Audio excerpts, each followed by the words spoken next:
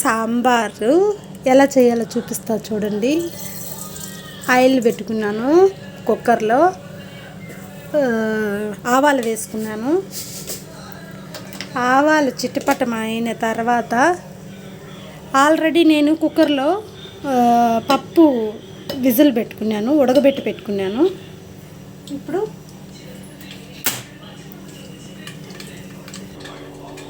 చూడండి, వంకాయ, సొరకాయ అన్నీ తీసుకున్నాను. కూరగాయలు అన్నీ తీసి కట్ చేసి పెట్టుకున్నాను. అన్ని కూరగాయలు తీసి కట్ చేసి పెట్టుకున్నాను.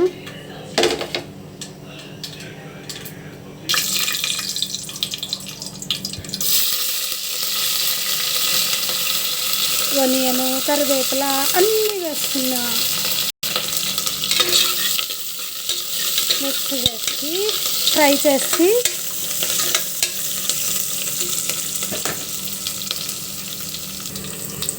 టమాటో ముక్కలు వేసేసినాను. టమాటో ముక్కలు వేసేసిన తర్వాత బాగా మిక్స్ చేసి నేను తీసుకున్న వెజిటేబుల్ అన్నీ టీ కుక్కర్లో వేసేస్తున్నాను. వేసేసి బాగా మిక్స్ చేసి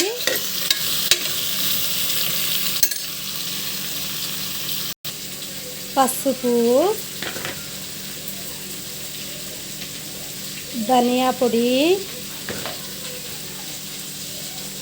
సాంబార్ పొడి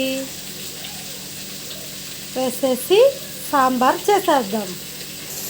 చూడండి, ఇప్పుడు నేను అన్నీ సాంబార్ పొడి, చిల్లీ పొడి, ధనియా పొడి అన్నీ నేను కలిపి ఒక బౌల్లో తీసి ఇప్పుడు వేసేసుకుంటున్నా.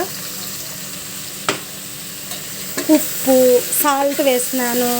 అన్నీ వేసి మిక్స్ చేసి కొద్దిసేపు నేను మూత పెట్టి కొద్దిసేపు ఉడకనిస్తాను. చూడండి, ఆల్రెడీ నేను పప్పు ఉడకబెట్టి దీంట్లో వచ్చేసి వెల్లుల్లి, పప్పు అన్నీ కలిపి నేను ఉడకబెట్టి పెట్టుకున్నాను. అలా కొద్దిగా కరివేపాకు, ఒక చిల్లీ వేసి నేను కుక్కర్లో విజిల్ పెట్టి ఉడకపెట్టి ఆడపెట్టుకున్నాను.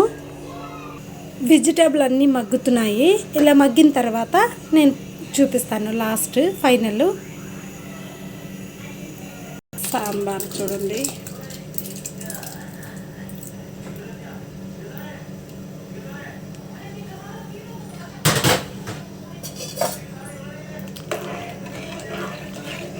సాంబార్ సూపర్గా రెడీ అయింది. చూడండి, వెజిటేబుల్ కుక్ అయినాయి.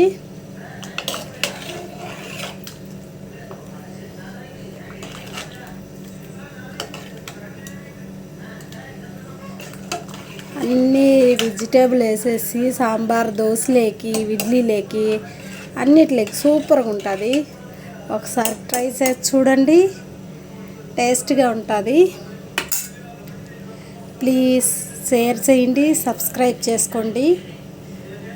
ఇది సింపుల్గా చేసుకుంటే సాంబారు.